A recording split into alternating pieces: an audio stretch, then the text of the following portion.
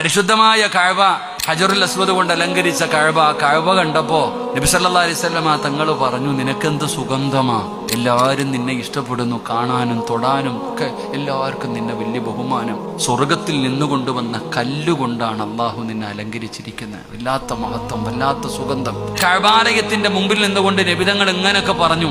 എന്നിട്ട് അള്ളാഹുവിന്റെ റസൂൽ സല്ലല്ലാഹു അലൈഹി വസല്ലമ തങ്ങൾ കഅബയോട് പറഞ്ഞു, കഅബേ, നിന്നെക്കാളും സ്ഥാനമുണ്ട് അള്ളാഹുവിന്റെ മുമ്പിൽ ഒരു മനുഷ്യന്റെ ഇസ്സത്തിനെന്ന് നബിയിന റസൂലുള്ളാഹി സ്വല്ലല്ലാഹു.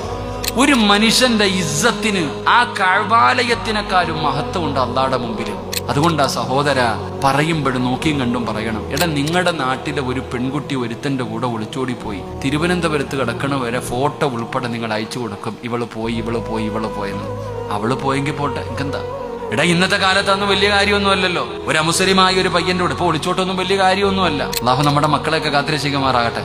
അവള് വിചാരിക്കണത് എന്റെ മോള് പോത്തില്ല ഉസ്താദെ, കാരണം മലക്കല്ലേ, എന്റെ മോള് പോവില്ല, അയൽവാസിയുടെ പോത്തുള്ളൂ. അതങ്ങനെ സ്വന്തം മക്കളുടെ തെറ്റാരും പറയും. നിന്റെ മകളുടെ സ്വഭാവം എന്താന്ന് നിനക്ക് അറിയത്തില്ലല്ലോ. അള്ളാഹു കാത്തിരക്ഷിക്കുമാറാകട്ടെ. ഇവിടെ നമ്മൾ മനസ്സിലാക്കേണ്ടത്, ഈ നാട്ടിലെ ഒരു പെണ്ണ് ഒളിച്ചോടി പോയി, കുറച്ചു ദിവസം കഴിഞ്ഞപ്പോ അവക്കൊരു കുറ്റബോധം, അല്ല ഞാൻ ചെയ്തത് പാവമായി പോയല്ലോ, അല്ല തെറ്റായി പോയല്ലോ, അള്ളാഹുവേ ചെയ്തു പോയി റബ്ബേ. ആത്മാർത്ഥമായിട്ട് പടച്ച റബ്ബിന്റെ മുമ്പിൽ ആ പെണ്ണ് തൗബ ചെയ്തു. അവൾ അള്ളാഹിനോട് തൗബ ചെയ്താൽ പുറത്തു കൊടുക്കൂലേ?